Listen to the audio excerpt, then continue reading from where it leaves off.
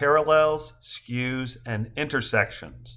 Breakfast at Memphis, Graceland Days Inn, February 25th, 2014. I spent the night at the Graceland Days Inn in Memphis, Tennessee, the weekend of February 22nd, the Friday before I had driven south from Cedar Rapids, Iowa to rural Mississippi, an hour's drive east of the city along with my wife, our older son, and his fiancée, so as to bury my father.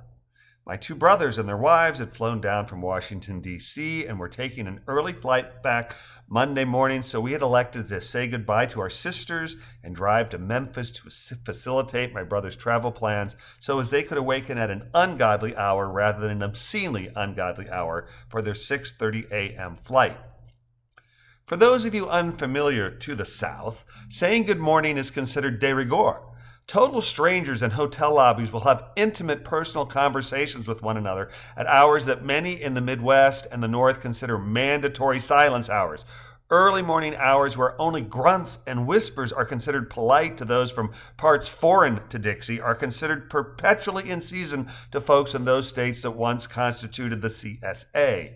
Having previously lived in the South for nearly a decade and being one of that peculiar species known as morning people, I have no difficulty adapting to the rules of morning engagement that are so prevalent south of the Mason-Dixon line. So it was that my wife and I found ourselves in the inn's breakfast area perusing the establishment's available victuals slightly after 6 a.m. when a thin, well-built, middle-aged man walked in and to whom we said good morning. "Mornin'," was his reply as he nodded towards us and began to heap a very hearty breakfast on his flimsy styrofoam disposable plate. I had finished the banana which, along with a cup of Folgers, it said so on the urn, coffee that had been my first lunge into my breakfast match, so I decided to press the buffet with Belgian waffles that could be made simply by pouring the prepared batter into the waiting waffle iron and counting down the requisite 150 seconds required to transform the lumpy liquid into a taste bud-pleasing tidbit. I was stymied from fulfilling my desire as our breakfast companion beat me to the iron. As his plate was overflowing, the waffle iron was of an uncommon design that created 4 deep but independent waffles rather than one wider but flatter one. I asked if he would be eating all 4, and he assured me he would not. "Would you be so kind as to make 4, and I'll take 2, I asked. "Glad to," was his reply, and we moved from good morning round of breakfast conversation to the polite banter portion. I asked, "Where are you from?" "Michigan." I smiled and said, "Really? Whereabout? I was born in Michigan." "Grand Rapids." "I was born in Lansing, but I don't remember it as I was born in April and we moved that August. Both my parents' families were from the Saginaw area. We live in Cedar Rapids, Iowa now, and when I say Cedar Rapids, folks frequently say, 'Michigan?' And I say, 'It's Grand Rapids, Michigan, Cedar Rapids, Iowa.'" He asked, "What brings you to Memphis?" I hesitated for a fraction of a second before answering. "I was visiting family. My sisters and their families lived down here, and my 2 brothers flew down with their wives, and we had a little reunion." I did not mention that the impetus for the reunion was our father's death, as I felt it would be unkind to burden a stranger unnecessarily with that type of detail. "How about you?" "I'm a tool and die maker, and I'm down here working on a project for Electrolux." Pretty ironic. They used to be in Grand Rapids, but they pulled out and moved to Mexico and took thousands of jobs with them, and of course, we lost 4 times that amount indirectly.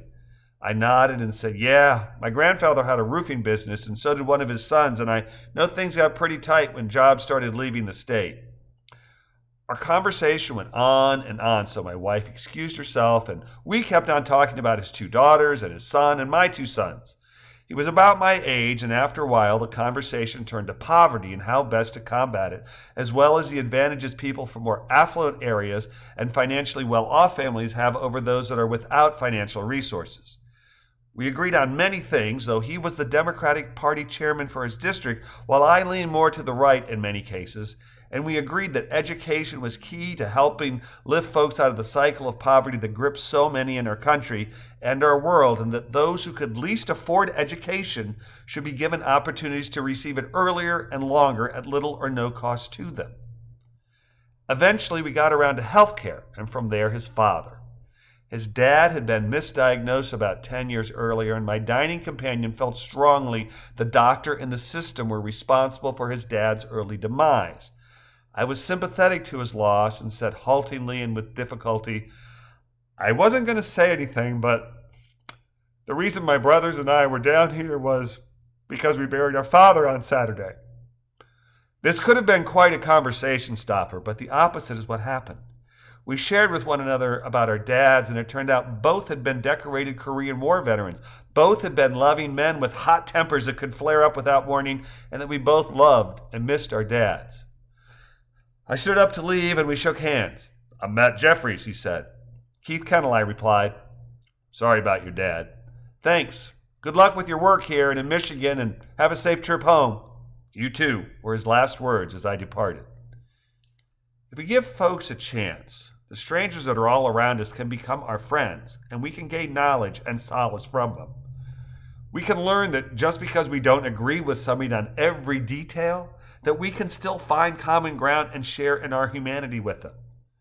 I'm pretty sure that's what my father would have wanted, as well as Matt's.